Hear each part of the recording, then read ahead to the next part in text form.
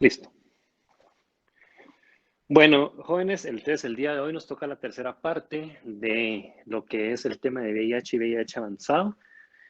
Ya cubrimos desde los inicios de este virus hasta el diagnóstico y ahora vamos con la otra parte a la que más se ha enfocado todo el estudio de esta enfermedad, que es el tratamiento, ¿verdad? El tratamiento de VIH inició también en los años 80. El primer medicamento que se aprobó para la enfermedad fue la acidobudina, con sus siglas AZT, ¿verdad? Eh, Fue el medicamento que se aprobó inicialmente, fue lo que se empezó a dar y pues a lo largo de todas estas décadas han salido un sinfín de medicamentos, hay unos que se están estudiando todavía, otros que están próximos a salir, ¿verdad? Y la terapia ha evolucionado mucho eh, desde su inicio. Algo que hay que tener claro es que la terapia de VIH no puede ser monoterapia. No puede serlo, ¿verdad? Hay otras enfermedades que con un solo medicamento pueden controlarse. En el caso de VIH necesitamos 3 o más medicamentos. Ya monoterapia o biterapia ya se ha demostrado que no funciona, ¿verdad?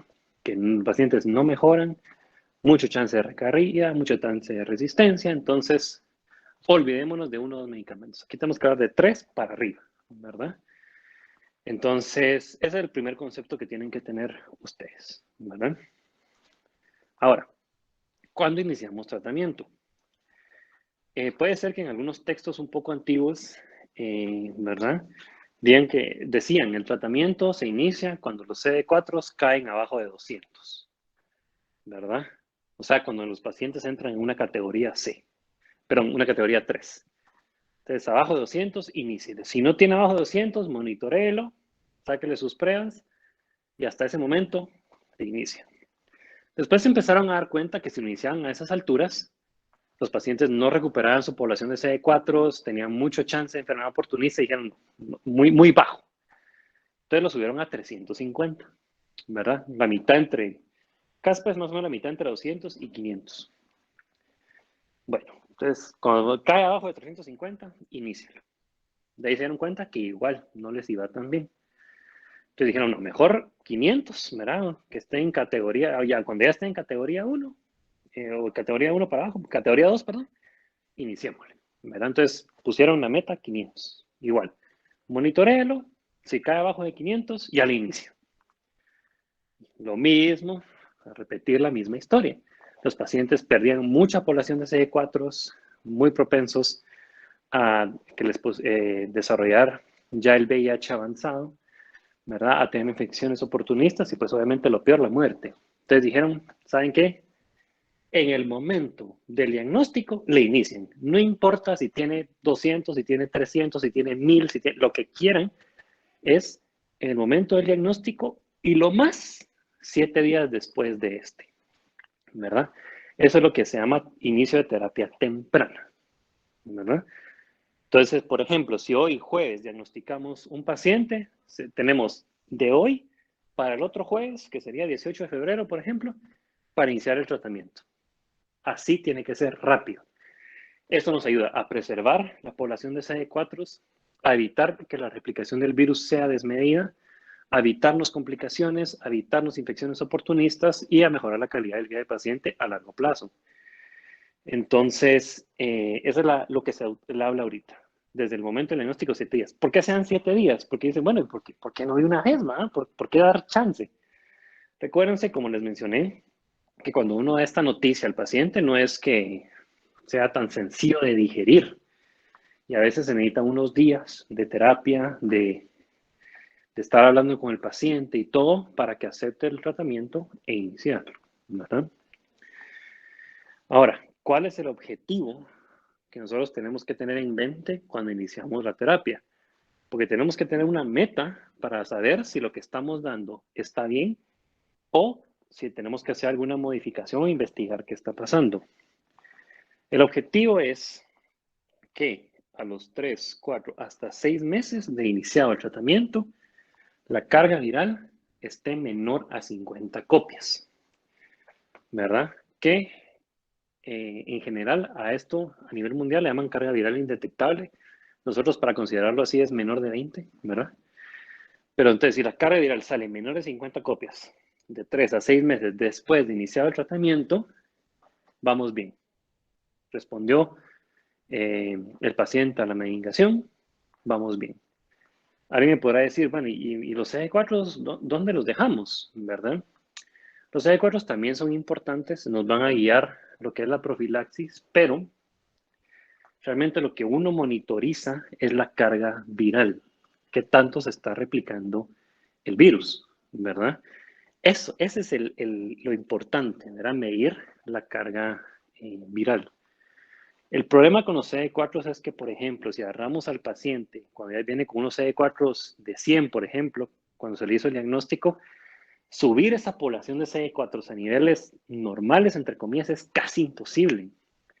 Son pacientes que tal vez llegarán a 150, a 200 y de ahí no pasan, porque ya la población está, por la infección viral, muy depletada.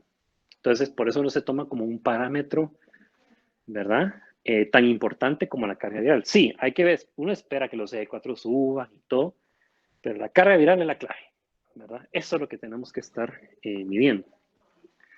Cada esquema es individualizado, porque en el libro les ponen muy bonito, así como, sí, si tiene esto, iníciele esto, esto y esto. Y uno dice, ah, va, está bueno. ¿Qué pasa? El problema es cuando tenemos un paciente que es diabético, es hipertenso, tiene falla renal, tiene falla cardíaca, padece de la tiroides, entonces, pucha, en el libro no me dice que si tiene todas estas comorbilidades, ¿qué hago? ¿Por qué? ¿Verdad? Porque uno dice, bueno, o sea, si tiene esto, entonces no le, si tiene falla renal, entonces no le puedo dar tenofovir. Si tiene dislipidemia, entonces no les puedo dar inhibidores de proteasa, que ahorita los vamos a ver. Entonces, uno ahí entonces empieza a cranear todo esto y por eso el esquema tiene que ser individualizado. Es cierto, están las guías y todo, y usualmente los esquemas están diseñados para abarcar a la mayoría de la población, pero no pueden hacerlo como receta de cocina, como cualquier tratamiento para cualquier enfermedad. El seguimiento de esta enfermedad es a largo plazo, ¿verdad? Esto no podemos decir, bueno, le damos tratamiento, lo miro en 6 meses, va bien, ahí lo miro en un año. Y después va aquí, dele viaje con los antirretrovirales hasta que se muera. No, ¿verdad? Aquí es un seguimiento continuo, así como los pacientes hipertensos, diabéticos, renales, es seguimiento continuo, continuo, continuo, ¿verdad? Y en el caso de ellos es toma de laboratorios continuo, que vamos a ver en la parte de seguimiento cada cuánto es.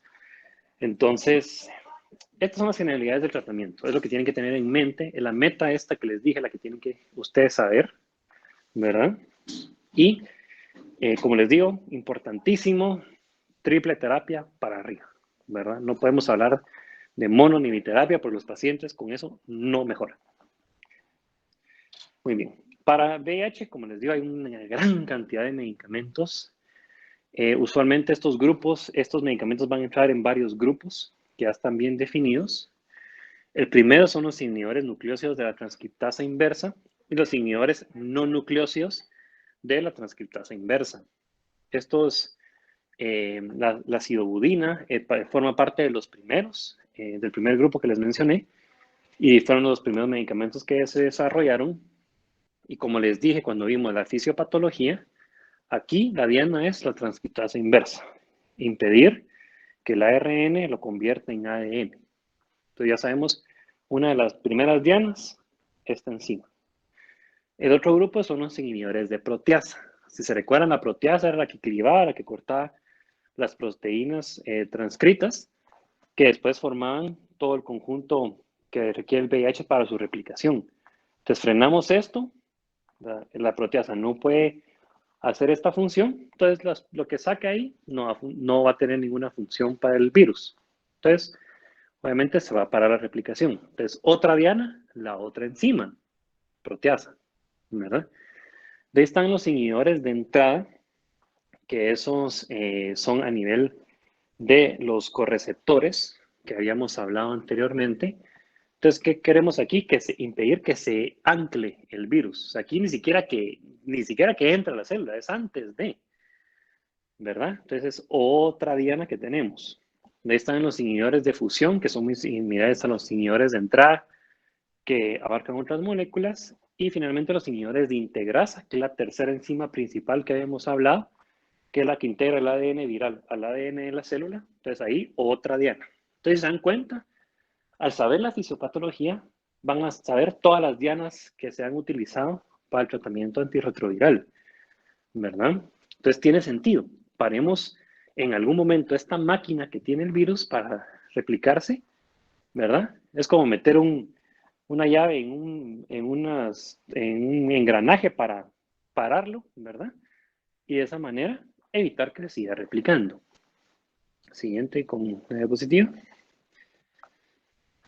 Bueno, entonces vamos a empezar con el primer gran grupo y con los primeros que se desarrollaron, que son los inhibidores nucleósidos de la transcriptasa inversa o INTI, que es como se llama las siglas de estos medicamentos. En estos medicamentos actualmente se cuenta con sidobudina, lamivudina, tidadosina, estaudina, tenofovir, emtricitabina y abacavir, ¿verdad? Hay unos que han sido descontinuados o que realmente su uso ya es muy poco, como la diadonosina y la estabudina, por los efectos adversos que tienen. Hay otros que generan mucha resistencia viral, como la sidobudina y la amibudina. Y hay otros que pues todavía siguen siendo parte del tratamiento principal, como el tenofovir y la emtricitabina. Obviamente cada uno tiene sus pros y sus contras, cada medicamento individual me refiero, pero ahorita vamos a ver qué efectos pueden tener estos medicamentos, ¿verdad? Como les mencioné, son los primeros antirretrovirales desarrollados y son profármacos. Usualmente necesitan la conversión a nivel del cuerpo para convertirse en un fármaco activo y así ir con la transcriptasa inversa y detenerla, ¿verdad? El problema es que tienen una gran gama de efectos indeseados, ¿verdad? Cada medicamento por sí solo tiene sus propios efectos adversos. Obviamente esto a ustedes no les corresponde ahorita, pero de los que más se reportan como grupo de medicamentos es la mielotoxicidad, sobre todo con sidobudina, que afecta mucho la médula ósea y hemos visto hasta pancitopenia, o sea, anemia, trombocitopenia y leucopenia, secundarios a sidobudina, ¿verdad? La acidosis láctica, que básicamente todo lo producen, sobre todo la dianosina, por eso la descontinuaron. Polineuropatías, pancreatitis medicamentosa, dislipidemias, que no son tan pronunciadas como en otro grupo de medicamentos, y lipoatrofia, ¿verdad? Entonces, obviamente, como sabemos, todos los medicamentos tienen algún efecto adverso, tienen que tener, definitivamente. Entonces, es, como les digo, individualizado. Y el tenofovir y la emtricitabina, cuando miremos los esquemas, pues son de los pilares actuales del tratamiento. Uno de los problemas principales con los inhibidores nucleósidos de la transcriptasa inversa es la resistencia, ¿verdad? Quiere decir que uno de estos medicamentos y el virus solo necesita mutar una vez para poder volverse resistente a estos medicamentos. Sobre todo la sidobudina y la lamivudina tienen mucho ese problema, ¿verdad? Que su perfil genético, que es como se le llama, es muy bajo. Entonces el VIH empieza, o sea, una acidobudina, por ejemplo, junto con los demás medicamentos, empieza a hacer efecto. Pero en eso el VIH detecta cómo es la situación, muta y la acidobudina ya no sirve, ¿verdad? Y usualmente también pasa el fenómeno de que si muta, ya no solo afecta un fármaco, sino afecta al grupo de fármacos, a la familia, ¿verdad? Entonces, ese es el problema que tienen estos medicamentos, que su perfil genético es muy bajo, una sola mutación del VIH ya hace que sea resistente, ¿verdad? Entonces, es algo que hay que tener muy, muy en cuenta, ¿verdad? Pero lo bueno y la facilidad que tienen estos es que se pueden combinar muy, muy fácilmente con otros medicamentos, ¿verdad? Se pueden combinar con los inhibidores no nucleósidos de la transcriptasa inversa, con los de proteasa, con los de integrasa, con los de la entrada, o sea, tienen esa facilidad que se pueden combinar con todos estos, ¿verdad? Lo que no tienen otros grupos de medicamentos. Pasemos a la siguiente. De ahí están los inhibidores no nucleósidos de la transcriptasa inversa, o INTI, solo que con doble N, En este es un grupo más pequeño que la nevirapina, la delavirdina, el Favirenz, etravirina y el rilpivirina. El que más utilizamos en el hospital es el Favirenz, porque ya viene combinado con otros medicamentos, pero los otros también se pueden utilizar. Con los inhibidores no nucleosos de la transcriptasa inversa, tienen la facilidad, como les digo, de que se combinan con los otros. Y uno dirá, bueno, pero ¿cómo así? Estamos atacando a la misma enzima, pero no se supone que no sería más efectivo atacar 2 enzimas o 3 enzimas, porque es solo la transcriptasa inversa, ¿verdad? Pasemos a la siguiente y les voy a responder esta situación. ¿Verdad? Lo que tienen los inhibidores nucleósidos, no nucleósidos, es que estos se van a unir directamente a la enzima, ¿verdad? Los previos se entran, ¿verdad? Y paran la transcripción. A cambio de estos van a ir directamente a la enzima y la enzima la neutralizan, por así decirlo. Entonces son siempre la misma enzima, pero 2 mecanismos distintos y que no son profármacos. Entonces no necesitan el metabolismo hepático para ser activos e ir a trabajar. Estos van directo al área donde tienen que hacer su efecto.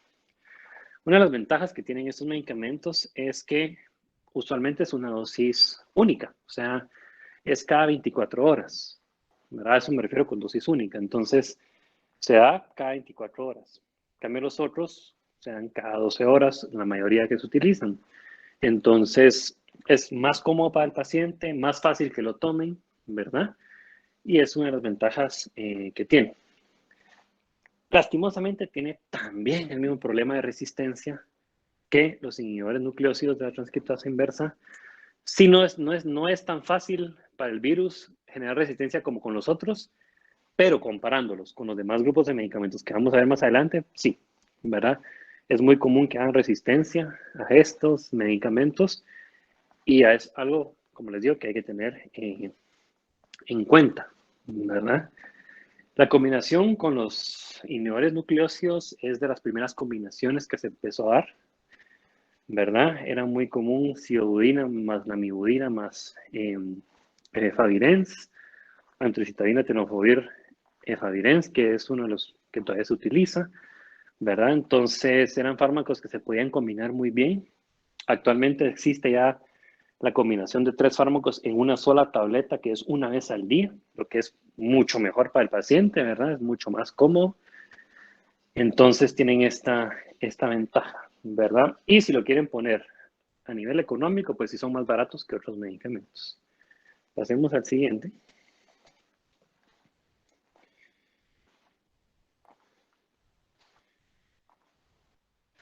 De están los inhibidores de proteasa. Los inhibidores de proteasa fueron desarrollados posteriormente y actualmente se cuenta con varios, como es el atazanavir, darunavir, fosfenprenavir, indinavir, opinavir, requinavir, tipranavir, nelfinavir y ritonavir.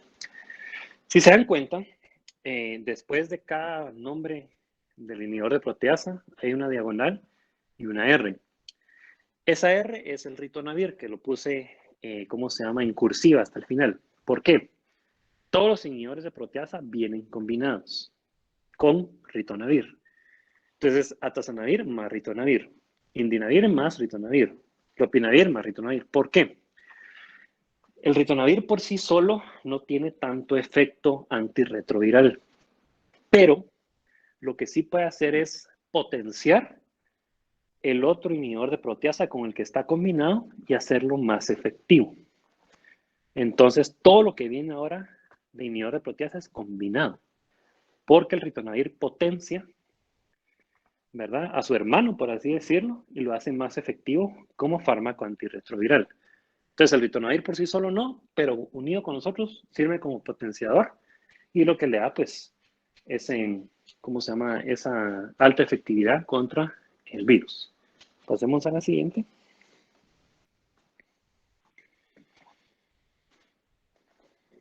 Los inhibidores de proteasa fueron los primeros medicamentos que revolucionaron el tratamiento, ¿verdad? Estábamos con los inhibidores de la transcriptasa inversa, nucleósidos y no nucleósidos, con eso se estaba manejando. De ahí vinieron los inhibidores de proteasa y revolucionaron el tratamiento de VIH, ¿verdad? Porque entonces los pacientes que tenían resistencia con los inhibidores de proteasa ya no la tuvieron, empezaron a mejorar, ¿verdad? Entonces dijeron, bueno, logramos encontrar una salida a todo esto, ¿verdad? Entonces, ya, por lo menos tenemos algo que funcione. El problema fue que empezaron a aparecer los efectos adversos, ¿verdad? Lipodistrofia, ¿verdad? Lipoatrofia, que es, ¿cómo se llama? Es la pérdida de la grasa subcutánea o una acumulación errónea de la grasa subcutánea. Entonces, pacientes que a nivel de pómulos perdían toda la grasa, entonces parecía una cara esquelética, se les acumulaba grasa en la espalda y presentaban lo que es como una joroba, ¿verdad? La grasa a nivel de brazos o de tórax anterior, o sea, básicamente estaban deformes. Y habían pacientes que decían, si me hubieran dicho que esto me iba a pasar, no me tomo esta vaina, pues, ¿verdad? Porque estéticamente sí son cosas que no se miran bien, pues, ¿verdad? Sí he visto, yo sí vi pacientes con lipodistrofia y con lipoatrofia, y sí habían cosas que sí eran muy impresionantes, ¿verdad? Y eran efectos adversos de estos medicamentos y son cosas que ya no mejoran a menos que sea con cirugía. Y no todo mejora, ¿verdad? Entonces, sí, este fue de los primeros efectos que ya no gustó mucho con los inhibidores de proteasa, ¿verdad? De la mano de esto iba la dislipidemia, elevación de colesterol, elevación de triglicéridos, lo que los hacía más propensos si tenían una enfermedad cardiovascular de base a tener problemas de este tipo. Desórdenes gastrointestinales, es cierto, casi que todos los medicamentos de cualquier clase, de cualquier enfermedad, presentan desórdenes gastrointestinales, diarrea, vómitos, náuseas, ¿verdad? Pero de todos los grupos, pues particularmente era un poco más, ¿verdad? Arritmias cardíacas, que eso también implica un problema, ya que la población en general ya está teniendo mucho, cuando pues empezaron estos medicamentos, mucho problema de obesidad, diabetes, ¿verdad? Y en estos tiempos saben que la obesidad es también otra pandemia distinta, ¿verdad? Y que igual la diabetes ha ido en incremento tanto que ahora la glucosa se considera básicamente un nuevo signo vital por esta situación. Entonces, a eso agréguenle este medicamento que ya les produce lipidemia, igual que la diabetes, y arritmias cardíacas, igual que los trastornos de ritmo del corazón, es muy complicado. Y lo peor, sobre todo para los hombres, la disfunción sexual, ¿verdad? Pérdida de líbido, podría ser eyaculación precoz, ¿verdad? O no poder sostener una erección por más de un minuto. O sea, para el hombre era, no, ¿qué? Olvídense, ¿verdad? Y obviamente para la mujer también era, ¿cómo se llama? Eh, Problemático, sobre todo cuando había resequedad vaginal. Entonces, muy buen tratamiento y todo al principio, pero ya con todos los efectos adversos, ya empezaron a, entonces, tal vez no está tan bonito como se planteó al inicio, pero sí, igual siguen siendo algunos muy eficaces, algunos son esquemas incluso de tercera línea, y si no hay efectos adversos y nada de esto, pues les va muy bien a los pacientes. El problema es que también el virus con el tiempo logró detectar cómo funcionaban y empezó a dar resistencias. Solo que aquí el virus ya necesitaba unas 3, 4 mutaciones en su genoma para volverse resistente. Ya no una, como en los anteriores, sino que ya son 3, 4. Entonces, por lo menos hay una ventana un poco más amplia y, ¿cómo se llama? Podíamos evitar ya las resistencias, pero pues sí se ha reportado resistencia a todos los inhibidores de proteasa. Sigamos. Ahí están los inhibidores de la entrada, inhibidores de fusión. Como les digo, esto lo que queremos es que la célula no entre, ¿verdad? Perdón, el virus no entra a la célula. Está el Maraviroc, la efuvirtida y el ibalizumab, que es un anticuerpo monoclonal. En el hospital se cuentan con Maraviroc, que es un inhibidor del CXR5, que ya vimos que es un correceptor muy importante para el anclaje del virus. Ya les conté lo de la población africana. Entonces, el problema es que es un medicamento un poco caro, pero es muy bueno. Y como se llama, ibalizumab es de los medicamentos relativamente nuevos, perteneciente al grupo de los anticuerpos monoclonales, que inicialmente se estudiaron para enfermedades neoplásicas, después vieron que servía para enfermedades autoinmunes y ahora sabemos que sirven casi que para todo tipo de enfermedades, incluyendo las infecciosas. Y parece ser que este es el futuro de la medicina. Pero el problema es que son absurdamente caros, ¿verdad? Pero bueno, es una opción a considerar. Siguiente.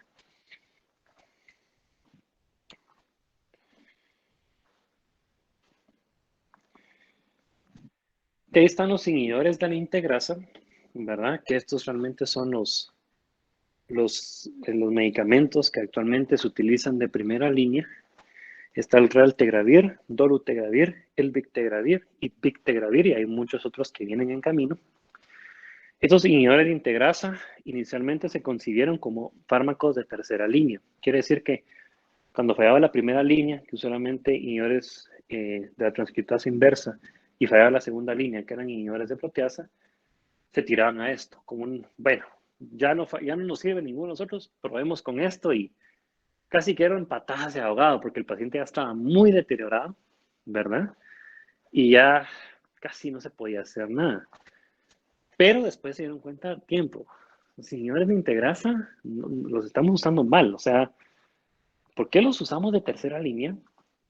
Si ya sabemos que, por lo menos de lo que llevamos ahorita, estudiado en ese momento, vemos que son muy efectivos. Entonces, dijeron, no, cambiemos la situación y usémoslos de primera línea. Y esta es la otra grupo de medicamentos que revolucionó el tratamiento de VIH, por así decirlo.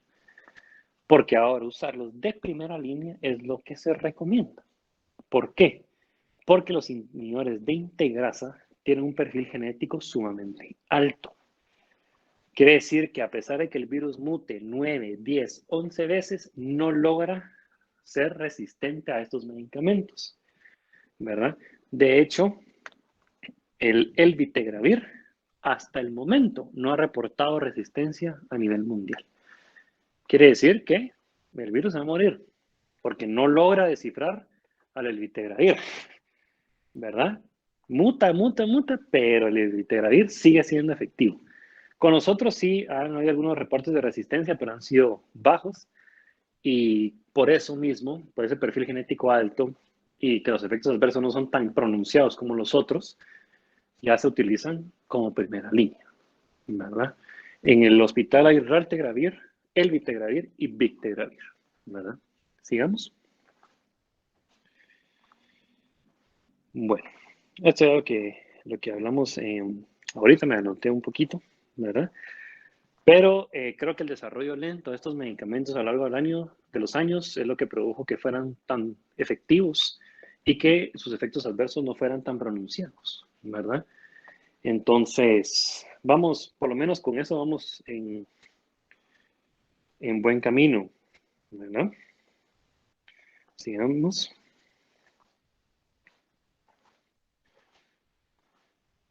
Sigamos. Bueno, entonces, ¿cuáles son los esquemas de primera línea? O sea, ¿qué es lo que uno, cuando el paciente se diagnostica con VIH, le va a iniciar? ¿Verdad?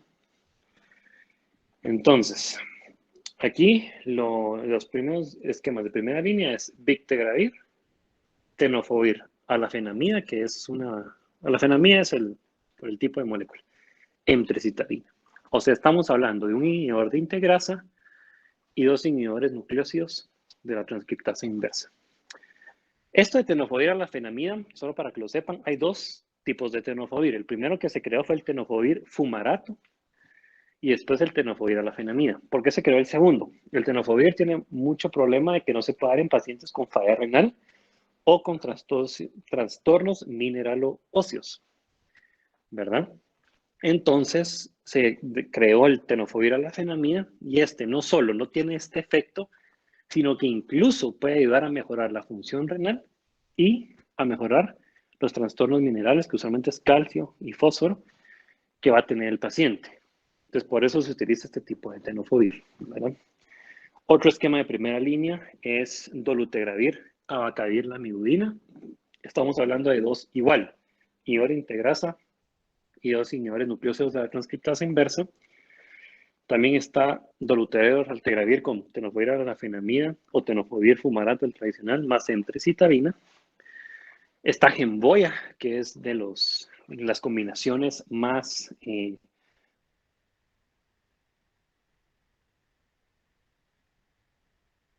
utilizadas actualmente y más famosas, por así decirlo, que es el dictegravir, cobicitabina y tenofovir arafenamida. Aquí alguien dirá, ah, bueno, entonces este tiene 4 medicamentos, ¿verdad? No. El cobicistat no tiene función antirretroviral, tiene función de potenciador. Así como el ritonavir es con los inhibidores de proteasa, este lo es con este tipo de medicamentos. Solo que este sí no tiene función antirretroviral para nada, ¿verdad? Entonces aquí igual, el vitegravir, un inhibidor de integrasa, el cobicistat, que es el potenciador, y 2 inhibidores nucleósidos de la transcriptasa inversa, ¿verdad? Y el esquema más utilizado en Guatemala, porque es el más accesible, el más barato, es el emtricitabina, tenofovir, efavirenz, ¿verdad? Alguien podrá preguntar, pero mire doctor, ¿no me acaba usted de decir que el perfil genético de los inhibidores de la transcriptasa inversa es malo? ¿Verdad? Que, ¿cómo se llama? Con una resistencia, el virus ya desarrolla mutaciones, entonces, ¿por qué los están utilizando aquí? ¿Por qué no utilizar otro medicamento? Primero, porque ya con las nuevas moléculas como tenofovir arafenamida se ha mejorado este problema de la resistencia. Segundo, como el medicamento jefe, por así decirlo, es un inhibidor de integrasa, entonces este va, aunque los otros no desarrollan resistencia contra los otros, este no lo va a poder parar el virus. Y la combinación de estos dos es la que menos efectos adversos da. Uno podría combinar inhibidor de integrasa con inhibidor de proteasa. No. Mucho efecto adverso. Si no, la sinergia no es muy buena, ¿verdad? Y no va a servir. Aparte que es más caro. En cambio, estos medicamentos en estas combinaciones son más baratos. Una vez al día, no tienen que ser dos, ¿verdad? Una tableta, que es la diferencia, por ejemplo, lopinavir, ritonavir, que tienen que ser 2 tabletas. Y uno dirá, bueno, pero de 1 a 2, como que no es tanto. Créanme, créanme. Piensen ustedes cuando han tenido que tomar algún medicamento, siendo médicos. Una vez dice, ya, qué aburrido estar tomando esto. Y a veces uno apenas lleva 5 días y uno dice, ya me aburrí, ya me siento bien. Y uno sabiendo que lo tiene que tomar y dice, bueno, ni modo, ¿verdad? Entonces imagínense tener que tomar esto toda la vida. Mejor que sea una vez al día, pues.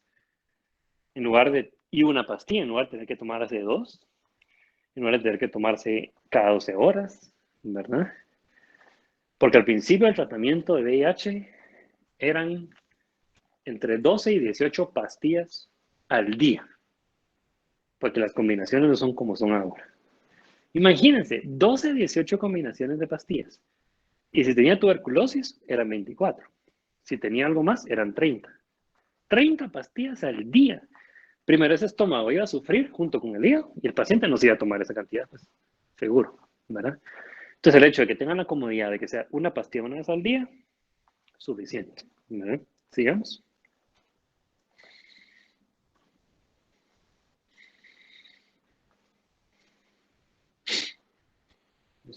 Ahí está. Estos esquemas que les presenté son los que se utilizan de primera línea, o sea, los que uno utiliza al iniciar el tratamiento. Hay otros esquemas que se pueden utilizar, como son nitrocitadina, tenofovir más un inhibidor de proteasa, el que ustedes quieran. Acabir la mibudina más también inhibidor de proteasa, aunque su uso ha disminuido, igual que la acidudina y la mibudina. Está la acabir, la mibudina y nevirapina en los esquemas de tercera línea. Para allá los esquemas de tercera línea, como les digo, ya casi son esquemas de rescate, de patadas de ahogado, porque ya el paciente ya está muy mal para llegar a eso. Pero, como les digo, con la revolución del tratamiento con los inhibidores de integrasa, llegar a tercera línea es casi muy raro, a menos que el paciente no se tome el medicamento, ¿verdad? Pero muy raro, ¿verdad? Y estos esquemas de tercera línea ya casi ni los mencionan, porque es muy raro que lleguen hasta este punto, ¿verdad? Usualmente los mencionan en países donde no hay acceso a los inhibidores de integrasa o acceso a varios esquemas utilizados actualmente.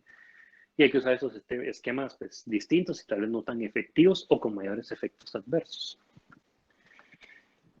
Bueno, Esto es lo que tenemos ahorita de tratamiento de VIH, pero ¿a qué aspiramos? ¿Qué es lo que uno quiere como médico? ¿Qué quiere el infectólogo, el virólogo en relación a esta enfermedad?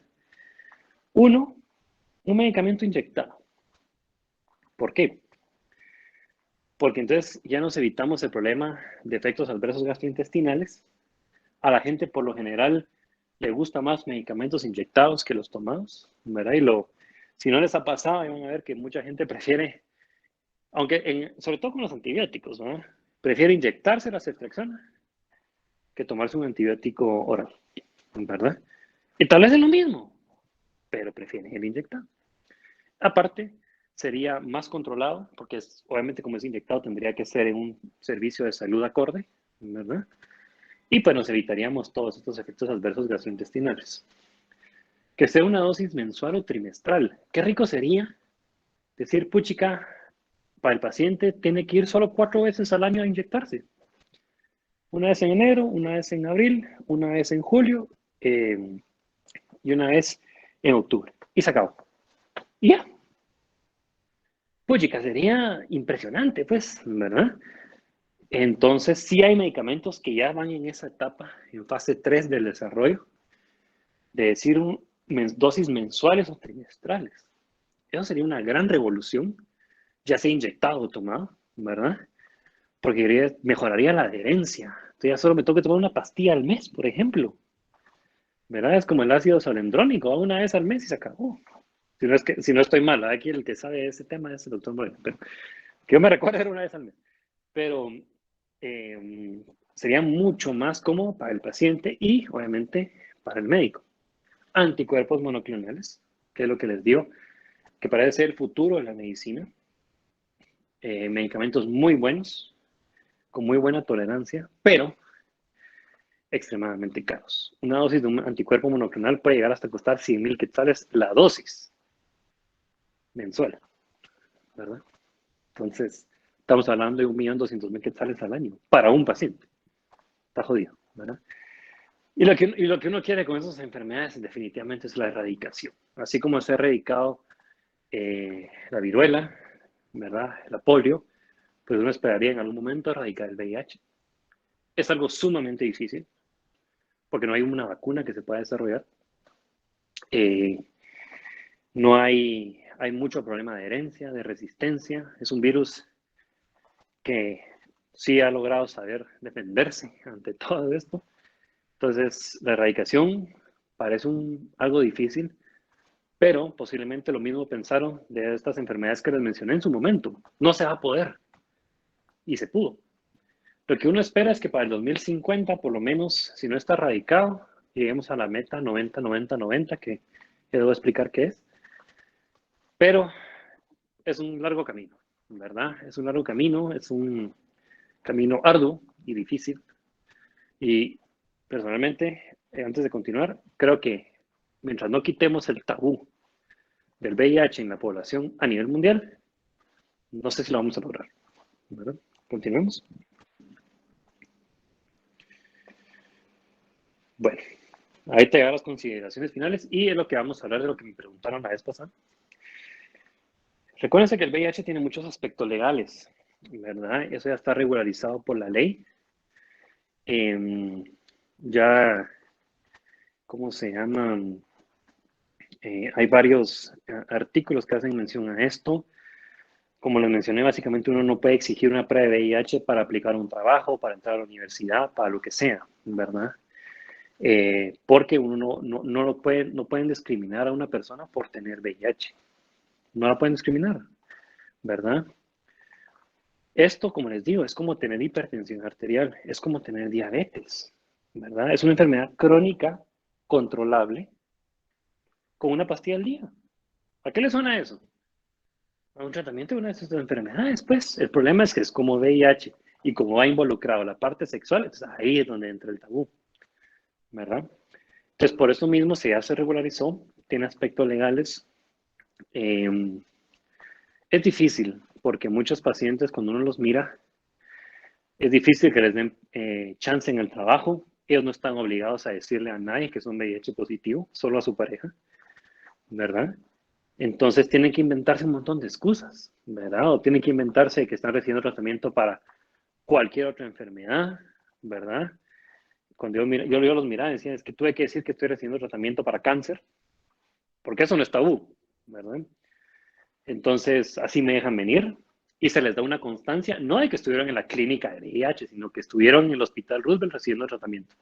No se pone de qué, no se pone qué medicamento, no se pone qué enfermedad, solo se pone que estuvieron ahí para que ellos no los despidan, que es muy común en estas situaciones porque tienen que estar pidiendo permiso cada cierto tiempo, ¿verdad?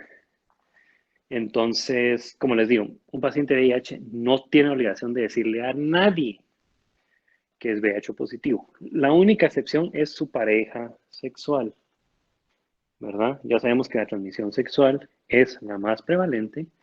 Entonces, cuando un paciente se diagnostica con VIH, tiene 10 días calendario para informarle a la pareja. Si no le informa, ya uno como médico puede llamar a la persona, a la pareja, e informarle.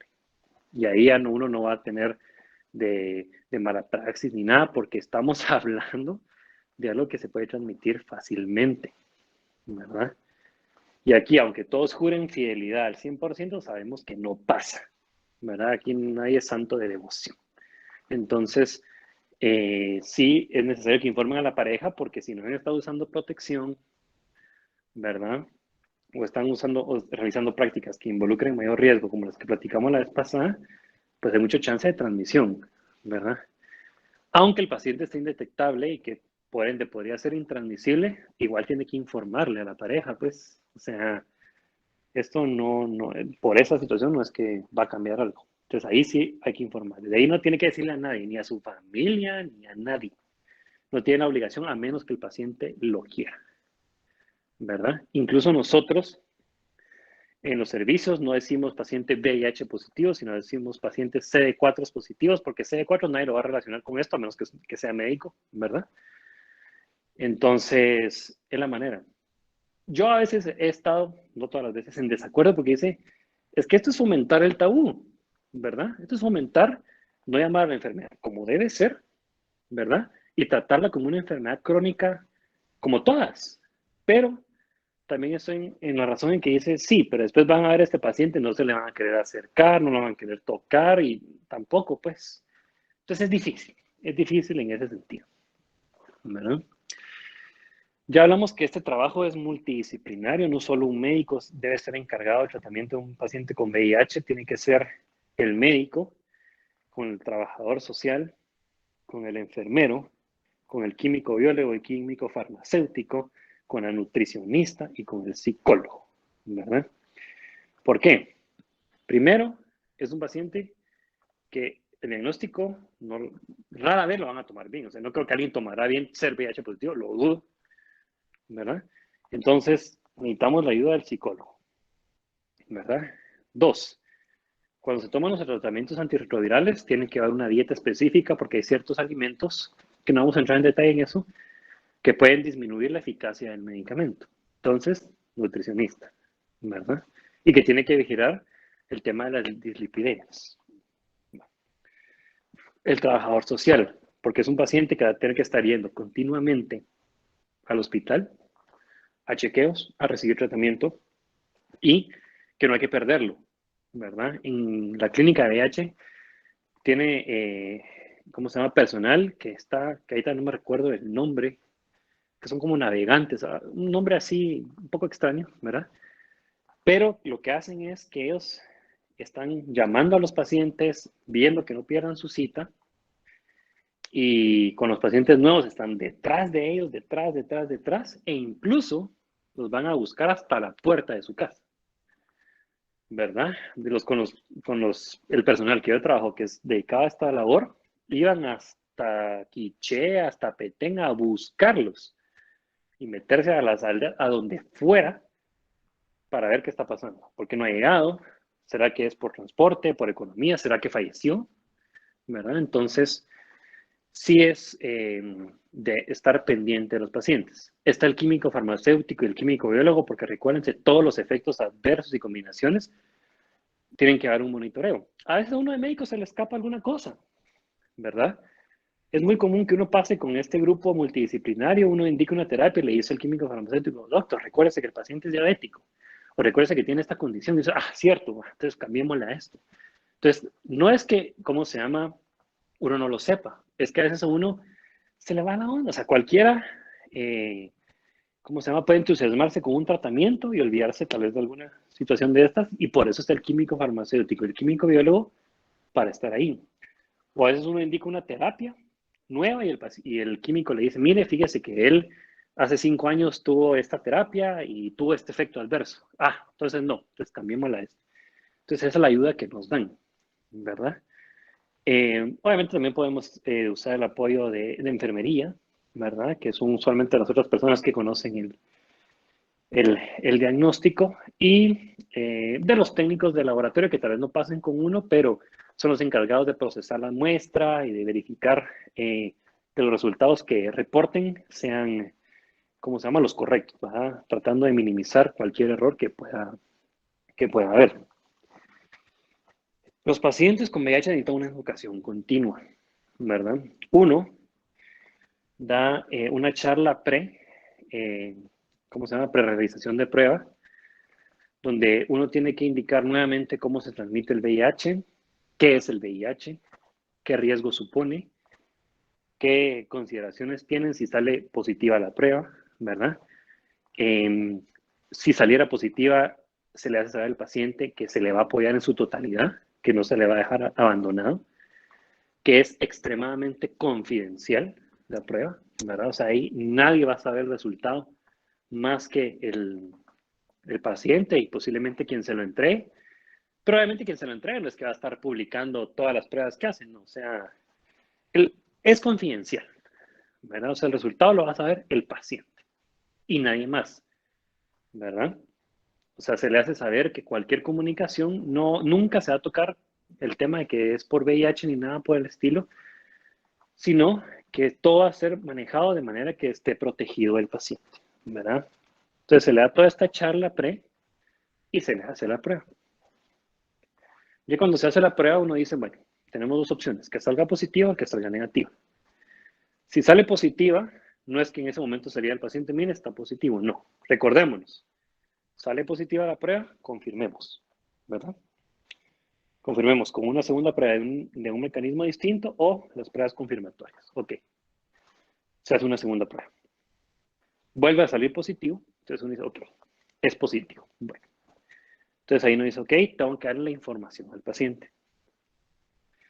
Entonces uno se sienta con el paciente, un ambiente cómodo, le vuelve a explicar parte de lo que se le dijo en la charla ¿verdad? Y se le informa que su prueba salió positiva. Y se le explica que con la primera prueba salió positiva, se hizo una segunda prueba para confirmar y que salió positiva, entonces por ende, pues sí es VIH positivo. Usualmente ahí se le da un tiempo al paciente para que digiera la información, ¿verdad? No es que todos se les da la información, lloran y dicen, bueno, démosle pues. No, o sea, hay pacientes que no creen, hay pacientes que no lo aceptan, hay pacientes que piensan que nunca les iba a pasar, hay pacientes que se enojan, hay pacientes que entran en shock, o sea, hay muchas opciones. Entonces uno hay que dar chance, ¿verdad? Y de ser posible, decir al paciente que si quiere platicar con alguien en ese momento está el psicólogo disponible o la psicóloga, ¿verdad? Por eso es muy importante tener ahí a este personal, ¿verdad? Ya, por lo menos con el paciente, si logra entender en ese momento qué está sucediendo, ya se le explica cómo hacer el seguimiento, cómo hacer el tratamiento y se le ofrece, ¿verdad? Usualmente siempre es necesaria intervención de psicología y de trabajo social en ese momento, porque rara vez un paciente va a estar muy, eh, ¿cómo se llama? Sí, de que sí, démosle, empecemos el tratamiento. No, ¿verdad? Sí necesita un tiempo para desahogarse. Hay quienes echan culpa por haber hecho algo, hay quienes echan la culpa a alguien más por tener la enfermedad, hay quienes, como digo, no lo aceptan y simplemente se van y no lo aceptan, ¿verdad? ¿Qué puede pasar? Hay pacientes que pareciera que no muestran emoción y realmente están en shock. Hay pacientes que piensan que ya la vida se acabó, ¿verdad? Que ya no van a poder hacer nada más. Entonces, todo esto, el psicólogo tiene que encargarse de hacerle saber que si bien es una infección crónica, ¿verdad? Y es una infección que puede complicarse, hay tratamiento, que el tratamiento es gratis, que eso es una cosa muy importante, ¿verdad? Que el seguimiento en el hospital es gratis, solo tiene que llegar y a veces incluso le pueden mandar el medicamento sin costo, ¿verdad? Que el apoyo lo va a tener, que ahí nadie lo va a juzgar, nadie, no importa cómo se haya infectado y qué haya hecho, nadie lo va a juzgar, ¿verdad? Importante que va a tener una red de apoyo en el hospital, que no tiene que decirle a nadie esto a menos que tenga su pareja, ¿verdad? Y que esto no significa el fin de la vida, significa que va a tener que hacer algunas modificaciones, sí, que va a tener que tomar medicamentos, sí, ¿verdad? Pero va a poder trabajar, va a poder ir a una piscina, va a poder ir al mar, va a poder abrazar y besar a su familia, ¿verdad? Va a poder hacer deporte que no sea de contacto, va a poder, ¿cómo se llama?, llevar una vida relativamente normal e incluso puede tener una familia. Hasta eso, ¿verdad? Entonces, eso es la terapia psicológica que recibe el paciente y que la sigue recibiendo siempre que la necesite, ¿verdad? Un paciente VIH positivo, cuando se le da el diagnóstico, se le cita a las 2 semanas, al mes, a los 3 meses y a los 6 meses. Así, seguido. Y después se queda cada 6 meses. Si está controlado, ¿verdad? Y perdón, cada 3 meses si está controlado. Y cada 6 meses se le saca laboratorios, que es carga viral, niveles de CD4 y sus pruebas de función hepática, renal, porque obviamente vimos que los medicamentos pueden dar estos efectos adversos, ¿verdad? Entonces, cada 3 meses lo vamos a estar viendo y siempre se les pregunta, mire, ¿quiere pasar a hablar con el psicólogo o algo? Si dicen que sí, lo pasamos, se les da su terapia y si no es suficiente, el psicólogo le dice, véngase mañana, véngase en una semana y lo puede seguir viendo, ¿verdad? Entonces, sí, psicología está muy involucrada con esto, ¿verdad? Usualmente se trata de evitar medicamentos ya de psiquiatría, ¿verdad? Porque tienen mucha interacción con los antirretrovirales.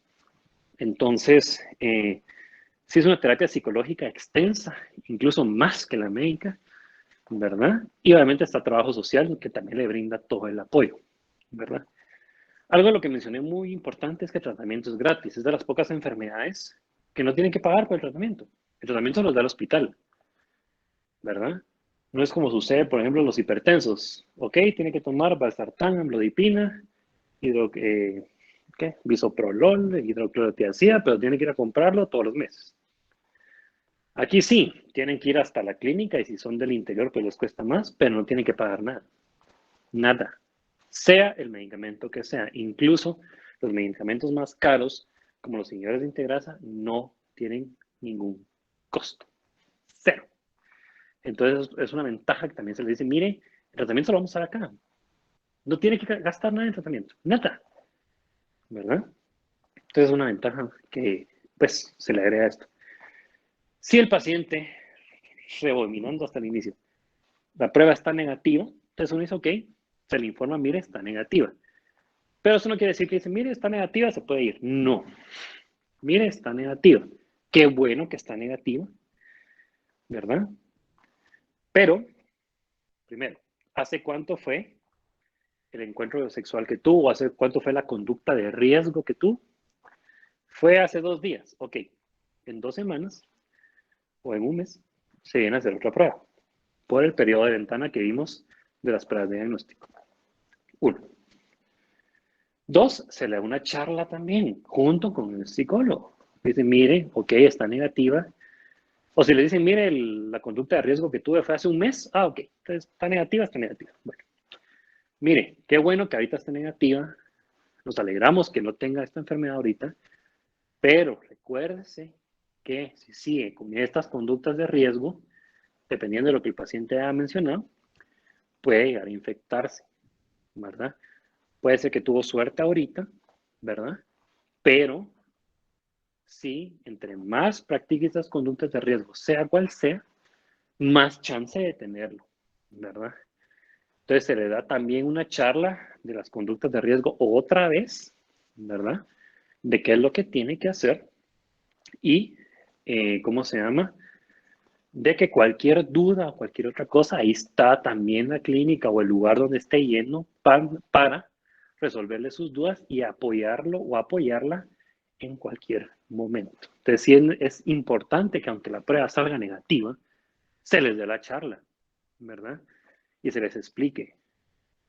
Porque eso pasa, ¿verdad? Que el paciente sale negativo, entonces tranquilo. Voy a seguir con mi vida, desenfrenada, lo que sea. Y después, positivo, ¿verdad? Obviamente uno no lo va a ver y decir, se lo dije. No, hay que apoyarlo. Ni modo. Tocó, tocó, ¿verdad? Pero por lo menos uno cumplió en su momento de la advertencia, ¿verdad? Eh, eliminar prejuicios es lo que yo siempre he estado a favor de eliminar prejuicios con esta enfermedad. Y se lo menciono porque tengo compañeros no médicos de otras carreras, con maestrías, que uno dice, bueno, son personas estudiadas y personas que uno pues, esperaría un poquito más de conocimiento, que cuando supieron que yo trabajaba en una clínica de VIH, alarmados. Y no te da miedo, que te vas a infectar o que no sé qué. Yo, es que eso es precisamente lo que hay que quitar, ¿verdad? Uno puede darle la mano a un paciente con VIH. Uno puede abrazar a un paciente con VIH. Uno incluso puede besar en la boca a un paciente con VIH si no hay lesiones orales y no pasa nada. Uno puede compartir un baño con un paciente con VIH, puede compartir una piscina con un paciente con VIH, ¿verdad? Puede dormir con un paciente con VIH. O sea, dormir no relación sexual, sino dormir, ¿verdad? Y no va a pasar nada, ¿verdad? Pero eso, incluso en estos tiempos dorados, todavía existe mucho prejuicio. Y yo les dije, ustedes no saben a cuánta gente de su medio le han dado la mano que son VIH positivos y ustedes ni en cuenta, se los aseguro. Y no se han dado cuenta. ¿Por qué? Porque es como toda la gente. No hay diferencia. Simplemente tiene una infección crónica y ya. ¿Verdad? Entonces, esos prejuicios son los que hay que ir eliminando.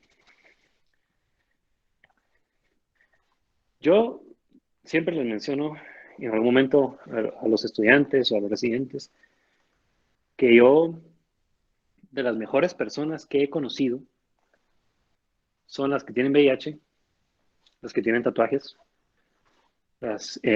¿cómo se llama? Las que son, ¿cómo se llama? No heterosexuales. Son las mejores personas que he conocido, de verdad. Más que las que se la llevan de santos o que se van a somatar el pecho los domingos, ¿verdad? Entonces, hay que eliminar estos prejuicios, hay que quitarlos, ¿verdad? Hay que entender que la gente no quiere ser VIH positiva, pues nadie quiere tener esto, pero a veces se cometen errores y ni modo, estas son las consecuencias, pero hay que quitar ese prejuicio, hay que quitarla, ¿verdad? No saben lo que para un paciente VIH es que alguien les dé un abrazo, porque hasta ellos mismos por todo esto se sienten como sucios, como así es como, tenía un paciente que me decía que yo tengo la sangre sucia, y yo no, usted tiene una infección crónica, no sangre sucia, esto no, o sea, no es así, pero es lo que les han metido en la cabeza por el tanto prejuicio que hay, ¿verdad? Entonces, eso es lo que hay que eliminar, ¿verdad? Tratarlos como tratamos a todos, ¿verdad? Son personas con una enfermedad, como todos nosotros. Aquí, a menos que alguien sea totalmente sano así, algo tienen. Es como que ya vemos yo que soy asmático, entonces no va a ser que si me le pego mucho me va a dar el asma. No, pues. Pero no es lo mismo decir soy asmático a que tengo VIH, ¿verdad? Ese es el problema. Entonces, vayamos eliminando los prejuicios. Vayamos eliminando esto. Yo sé que tal vez al principio cuesta, porque uno dice, ya me dijeron que esto no lo transmite, pero me da cosita. No, de verdad no. Si no, nadie lo haría, pues, ¿verdad? Entonces, hay que ir eliminando estas situaciones. Y por último, lo que les mencionaba es la meta 90-90-90. Esta es una meta que se ha manejado actualmente con el tratamiento de VIH y es lo que uno quiere es que, primero, que el 90% de los pacientes estén diagnosticados, ¿verdad? Y enrolados o integrados a un servicio de salud. Eso es lo que uno quiere, ¿verdad? O sea, el 100% de pacientes con VIH, por ejemplo, que fueran el 100% mundial fueran 100 pacientes, para simplificar.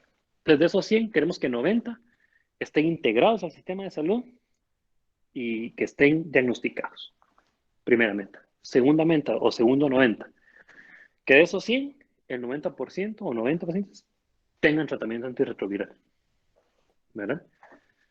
Que el 90% tenga su tratamiento adecuado antirretroviral y lo esté tomando. Y tercero, o tercer 90, que el 90% de los pacientes esté indetectable o con una carga viral menor de 50 copias del virus por ml. Esa es la meta 90-90-90. No se pone 100 porque sigue ser muy ambicioso, ¿verdad?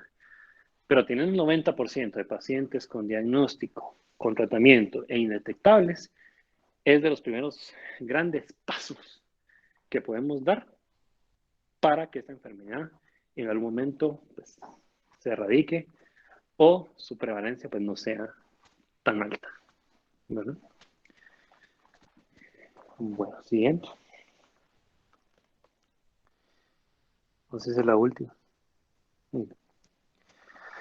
Bueno, jóvenes, te los dejo aquí con el Día Mundial del VIH, que es el 1 de diciembre. Espero que tanto la plática previa como esta les haya ayudado a entender un poco más el panorama.